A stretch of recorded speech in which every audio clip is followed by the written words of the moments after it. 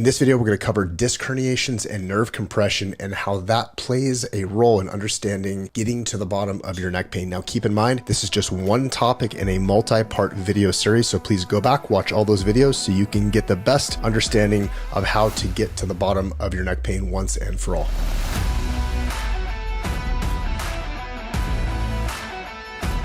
Dr. Todd here from Gonstead Spine Wellness. I'm the clinical director of this facility, and we are located here in Meridian, Idaho. This is Understanding Neck Pain, and we're talking about disc herniations and nerve compression. Like I said in the intro, this is just one of a multi-part series, so please go and watch all those other videos because they're awesome, and you're going to learn a ton so you can actually get the full picture, be empowered with knowledge so you can make quality decisions. So with that said, let's dive into it. First off, what is a disc herniation? What we're looking at in the spine, there are 23 discs. The only one that doesn't have a disc is between C1 and C2. We talked about that in an earlier video about the atypical vertebra in the neck. But throughout the entire spine, there is an intervertebral disc. That means a disc in between the bones in the spine, which are the vertebra. And these discs are pieces of cartilage. They are spacers. They allow for movement. They create separation.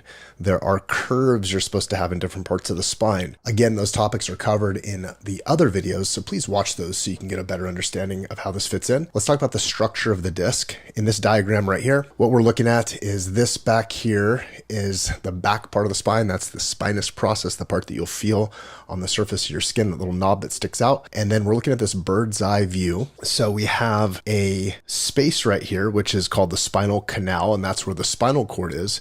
And then there's a nerve root. There's a spinal nerve root that exits off the spinal cord. And those nerve roots, they divide and divide further and further until these nerves transverse all throughout the body until every single cell, tissue, and organ is controlled by a nerve. So nerves are pretty important, and the spinal cord is super important, and the spinal cord connects to the brain, and that's the way the whole body communicates from a nervous system standpoint. The nervous system is the master control system of the body.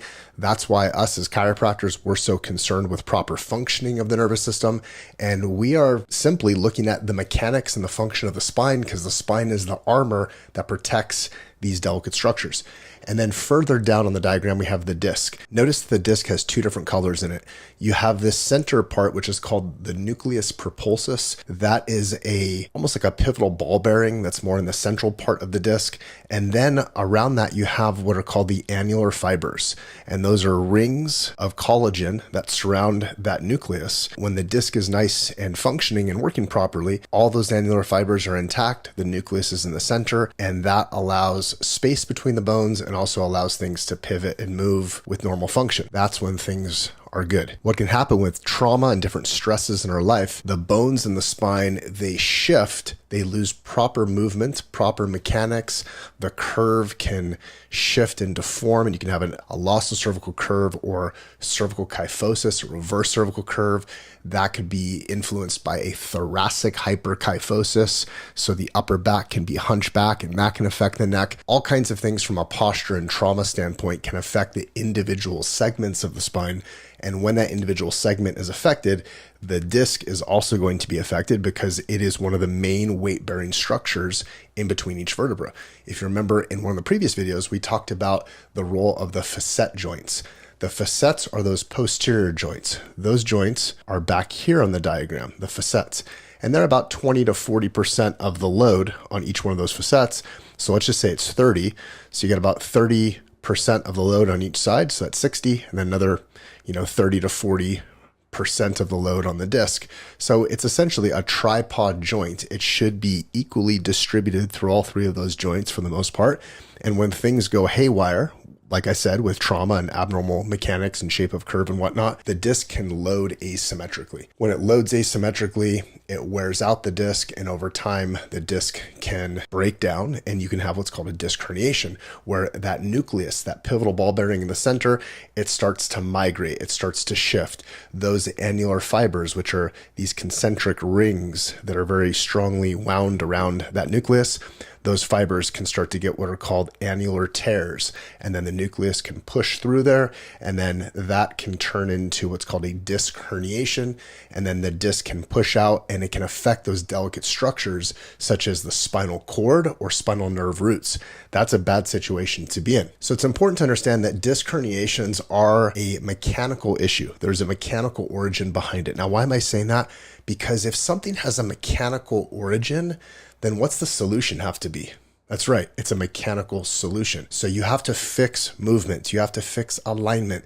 You have to fix curvature and posture. That is truly how you correct the cause of the problem, the cause of a disc herniation, minus it being some really severe trauma that smashed a vertebra and caused a disc to break apart from, severe impact trauma. But most of these are caused from something that is mechanical, whether it's maybe a smaller repetitive trauma, an abnormal posture, maybe a trauma pushes things over the edge that we're sitting there almost like a ticking time bomb. Like there's patients that we see that maybe had an abnormal posture, abnormal curve from previous smaller sports injuries, for example. Then they get in a minor car crash and it pushes it over the edge, and now they have this massive disc herniation, and they have numbness, tingling, burning in the arms, all these symptoms. The insurance company says, well, certainly that little 25-mile-an-hour car wreck didn't cause all your problems. Well, it pushed it over the edge. Now the patient has all the symptoms, and now we have to do care to try to get them back to pre-accident status, meaning get their spine working properly, get the symptoms to go away. And then we have to go even further back and start to restore the structural integrity of the joint. Because if not, now that bear has been poked, if you don't get it stronger than it was 5 minutes before that car wreck, that problem is going to come back again and again and again.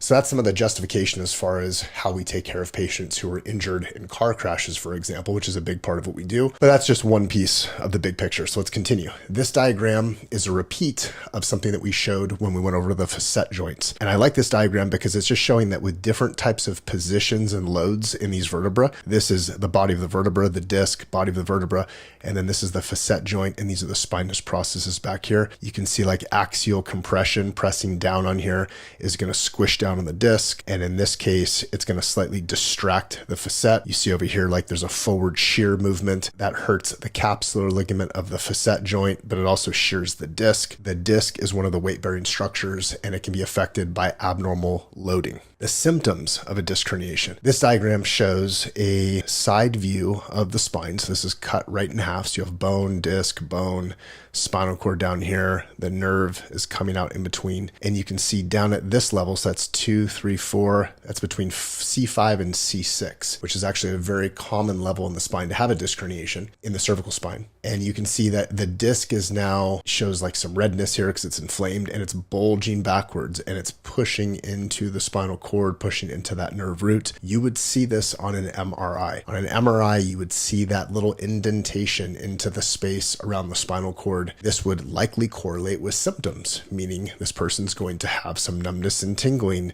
and issues down into the arm. Why do they have that? Because the nerves that come from the neck, there's 5 of these nerves. They make up what's called the brachial plexus. Brachium or brachial essentially refers to arm. The plexus is a group of nerves that make up this whole complex, and there's 5 of these nerves that control and innervate function to the whole upper extremity. There are specific points even in the fingers. Certain fingers are going to denote which nerve is likely irritated. We have to differentiate, is it coming from the neck? Is it coming from the wrist? Is it coming from the elbow? So there's different tests to figure this stuff out. This right here is a picture that we showed before in a previous presentation when we were talking about bone spurs, because these topics are going to overlap. It's not like they're specific separate topics that are not intertwined with one another, but I'm just covering in a different angle here. Right here on this picture, it's showing there are some bone spurs, which are called osteophytes, technically called spondylophytes, where the bone remodels over time. Now the bone is actually pushing into the delicate nerves. That's a big problem, but it's also showing a disc herniation here. So you can have degeneration of a joint, arthritis. You could have degenerative changes such as bone spurs, osteophytes or spondylophytes, and you can have a disc herniation, and you can even have spinal instability or excessive motion of the joint. And that's something we covered in one of the earlier videos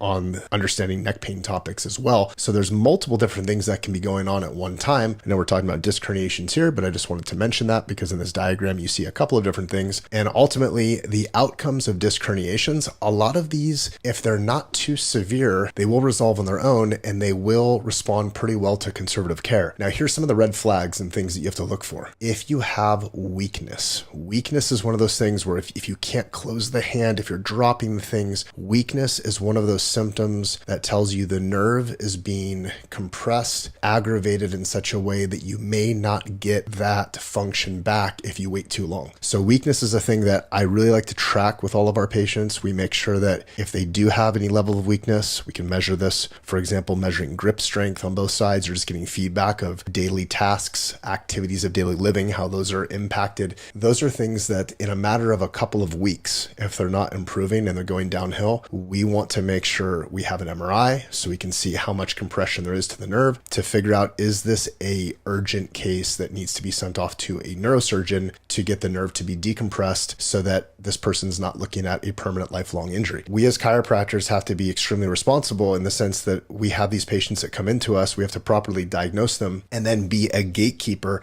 and send them to the right place, whether we feel like we can take it on or have a consultation with a neurosurgeon or work conservatively or hand in hand both. Potentially that person needs to go have surgery to affect and take care of that emergent problem. And then after the surgery, they come back and they rehab and they recover and they do preventative care with us to keep them in good mechanical functioning shape so they don't just have another level in the spine that breaks down. Or we work with the neurosurgeon, we maybe send them off and the neurosurgeon says, nope, this is not emergent right now, treat them conservatively and let's see how it does. Most of these cases will resolve if there's not severe weakness. But again, an MRI is the way that we're really going to see the extent of the disc herniation. The symptoms have to be correlated with it. So there's weakness, and then we also look at sensory and motor. That's something I'm going to cover here in a later slide when I get into nerve compression. So I'll just leave that for this next one. So treatment strategies for disc herniations are similar in the case of the next topic that I'm going to talk about with nerve compression. So I'll get into more of the treatment in just a second. About 90% of the disc herniations are going to be posterior or posterior lateral. So they could go backwards or backwards to the side. And most of them do pretty well with extension types of movements, and they do poorly with flexion. From a standpoint of exercises, postures, positions, loads, those are all things that we're looking at to try to keep someone in a good functioning position and movement patterns so that the tissues can heal. If there's a disc herniation in the neck and someone's flexing their head down and looking down for long periods, almost always is going to make it worse. That's going to push that bulged out nucleus further back. It's going to stretch those annular fibers and it's going to put more pressure on the nerve. And importantly, when someone has that disruption in the posterior fibers of the annulus in the back, they want to avoid flexion and they want to do things to accentuate extension. There's types of exercises. For example, we'll take a band and put that behind the neck at the specific level needed, teach our patients what angle to pull that band forward, and then extend over that band and go through nice, slow and controlled movements. And that helps support a natural process within our discs called imbibition. Imbibe means to bring in fluid. You want imbibition in a joint to bring nutrients in and flush waste products out. When a disc is herniated like this, there's swelling inside of that disc as well, and that swelling will stay in there if the joint doesn't move. If you can get that joint moving in a good, safe pattern, you can actually get some of that swelling out of the disc. You can avoid the movements like flexion that pry open those annular fibers and don't allow them to ever heal. Dr. Stuart McGill, who's a really famous spine physiologist up in Canada, he always talked about when he would work with patients, primarily in their lumbar spine, but it's the same type of principle in the neck. And he would say, we're going to identify positions, postures, loads, which is also like different types of movements. If we can identify things that make it worse, we're going to avoid those. If we can find things that make them better, we're going to do them. The patient has to think about this almost like they just had a virtual surgery. So if we as a chiropractor go in and we're adjusting a joint and get it moving in a healthy position, and then we're teaching exercises and we're teaching things for posture correction, and we're showing you what not to do, you as the patient have to almost pretend you just had a virtual surgery. You're going to follow our guidelines very, very closely. You're going to avoid the stuff that you would be doing if you really had a true spine surgery. Like, what are things you wouldn't do if you just had surgery? You wouldn't go sledding in the snow tomorrow. You wouldn't do things where you could potentially slip and fall and hurt yourself. You wouldn't look down for long periods of time and do hours and hours of computer work and strain your neck in a bad position. Pretend you had a surgery so that you give yourself 4 to 6 to 8 weeks for those tissues to actually heal and remodel in a corrected position. And that's the way the body can recover naturally, or at least have a chance to do so in these non-severe cases. Okay, so moving on. I'm going to talk more about treatment strategies on disc as I get into nerve compression. All right, let's talk about nerve compression, symptoms and exam findings. Again, we're looking at this disc herniation. The disc is pushing back into the nerve. Now this picture, I believe, is flipped around. Same picture we showed before. So nerve compression can happen from a variety of things. The disc is what we're talking about previously, but nerves can be actually compressed from 3 different reasons primarily. Disc can be swollen, and that compresses the nerve. The bone can remodel and cause bone spurs, and it can actually be physical bone pushing into the nerve, which is a problem. In a lot of cases, surgical. However, this third piece gives a little bit of a caveat to the previous bone statement that I just made, and that's swelling. When there's swelling in the other tissues in a certain small enclosed space, the bone may be taking up some of the space, but the nerve can function with that bone taking up some of the space. But now you add irritation to the joint, and now there's swelling of some of the other tissues in that very small space. Now there's no more space for the nerve. Now the symptoms get really severe. You go get an MRI, you go get a CT scan, maybe even seen on x-ray, and you see this bone spur, and then the doctor says, that's your problem, you need the bone spur removed. That's not always necessarily the case, because the swelling component is that third component that occupied that space further, creating the symptom. Again, to say that another way, if you can reduce the swelling and then even improve the mechanics, improve the curve and the posture, you can do things to create more space for those nerve structures, even with certain levels of bony abnormality or bone spurs. So it doesn't mean that a bone spur is always a surgical case. However, if you cannot get enough of the swelling down, if you can't change the posture or position enough, or maybe in a certain case, it's not going to be affected by improving posture position, or if the posture is good to begin with and the person already has a good cervical curve, which I'll tell you is very rare, then it may be a surgical case. So another thing to mention on that is the vast majority of these cervical spine issues that break down, whether it's a disc herniation, a bone spur, an instability, almost always have some sort of a loss of cervical curve, or even reverse cervical curve, or an abnormal posture like a forward head translation. So maybe increased curve in the mid-back, head shoved forward, causes all these abnormal loads on the neck. Add time to the equation, the joints, the disc, everything break down. So this doesn't happen all that often when you have good posture and good mechanics. So what do we do at Gonstead Spine Wellness? We're trying to improve posture, improve mechanics, improve movement, improve joint mobility and function, find the joints that are stuck and restricted, focus on specifically adjusting those without twisting or rotation. And then the other joints, if they're moving excessively, give stabilizing corrective exercise to create more stability in those areas. If there's a loss of curve, if there's an abnormal balance to the spine, whether it's on this view or the side view, we want to correct those abnormal postural deviations. So we're trying to address this from every angle possible in the conservative realm. All right, next. Nerve compression, cervical radiculopathy. That's a fancy word that means you have compression and then it's radiating down into the extremity. And again, in this diagram, it's showing going down that brachial plexus, those 5 nerves going into the arm. It's a scary sensation. Is it always a surgical case? No. It's something that should definitely get your attention. I wouldn't put it on the back burner or do nothing about it. I would try to really take care of this aggressively, even if it's in a conservative realm, but aggressively means consistently. Be serious about it, because it almost always progresses if you don't do anything to help calm it down. And if it progresses and it's there for a long period, then you're going to get a more severe disc herniation. You're going to get more severe bone growth over time. And then it's almost always a surgical case, and it's not going to respond to the less invasive measures. And in other videos too, we also showed various forms of treatment, such as injections, and there's anti-inflammatory injections, there's oral anti-inflammatories, there's nerve ablations where they burn off the nerves around there. These are all things that go past the conservative realm. So it goes into that intermediate category before we get into the real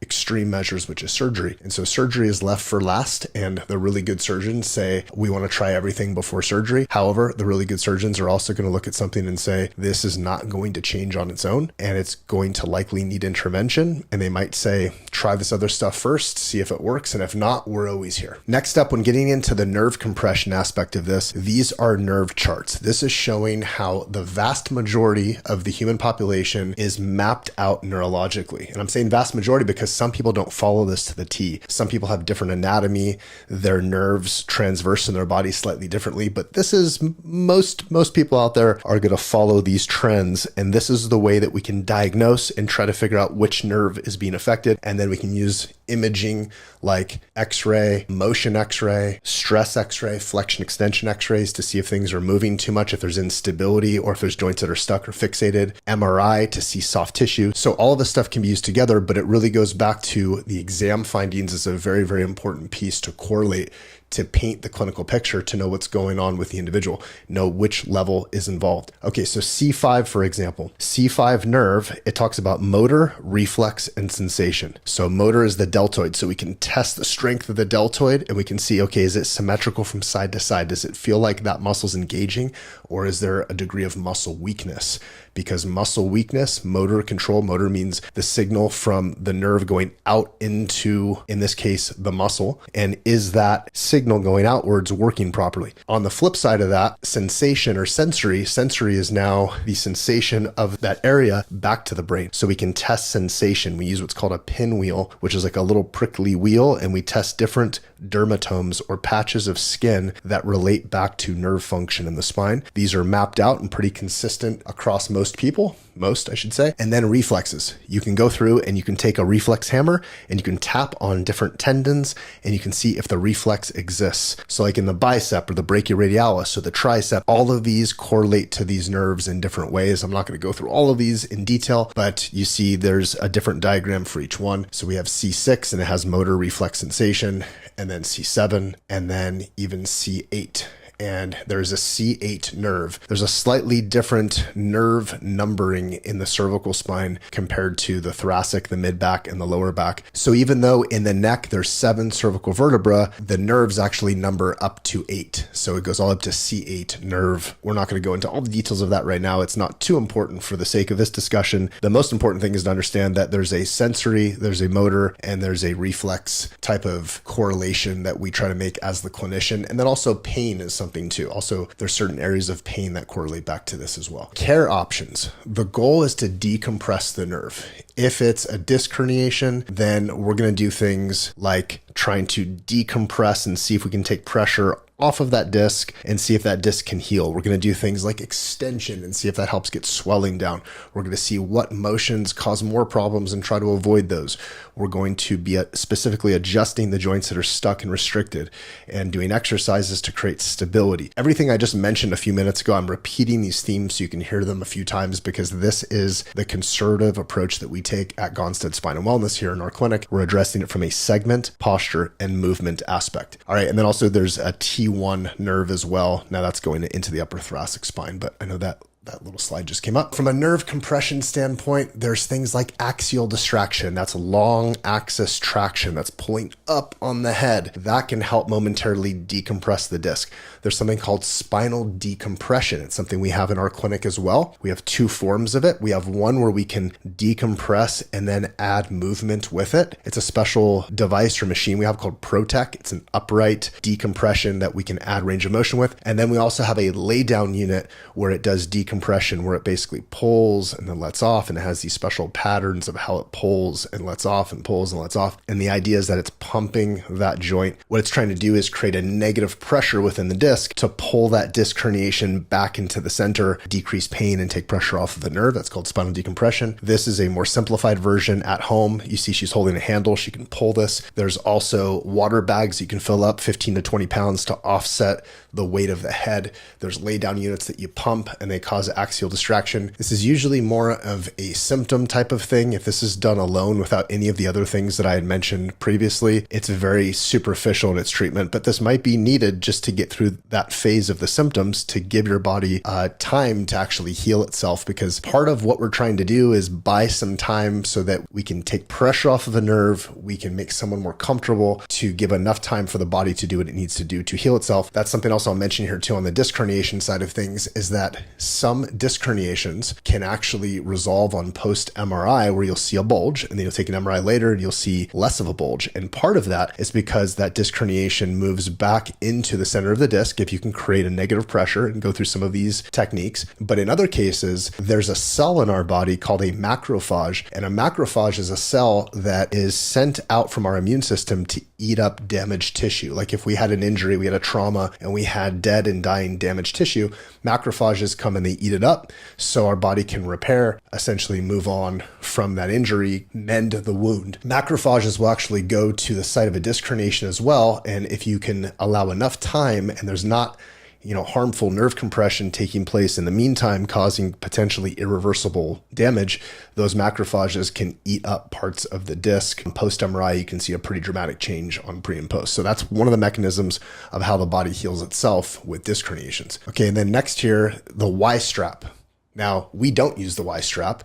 This was actually used to do gentle decompression initially. That's why this thing was invented. But you'll see YouTube videos all the time of people throwing this on and just racking people and pulling them as hard as you possibly can. And I made a video on this. It's called Y strap, yes or no? Guess what? No, we are not an advocate for this type of gross manipulation. I think it has lots of room for injury and causing problems. There's rarely any sort of screening done to see if the person has any sort of instability. I'm surprised we don't hear about more injuries from this, but in my opinion, it's a very reckless technique. We would not do this in our practice. We would not recommend you doing this. Gentle distraction is okay, but this explosive pulling on the spine, especially pinning the person down into the table, locking their pelvis in place so you can pull on their head forcefully, not a fan of that at all. This is a clip from that video. It's on our YouTube channel, so you can go in there and check that out if you want to watch it in full. It's maybe like a 10 or 15 minute video, and I talk about all the things that can go wrong with a Y strap type of manipulation. Okay, there you have it. That concludes the last part of this series on disc herniations and nerve compression. Again, I'm going to remind you, this is one video of a multi-part series, so I invite you to go back, watch them all. If you found this helpful, please share this with friends, family members, loved ones, coworkers, whoever might be suffering from something. Get them this information so they can be empowered with knowledge. Our contact information will be below on the screen. So if you want to get your neck or spine or anything else checked up in our clinic, you'll have the information below to make an appointment and come in and see if we can help you. Thank you for watching this video. Please like, comment, subscribe to the channel. And when it comes to the health of you and your family, results matter most.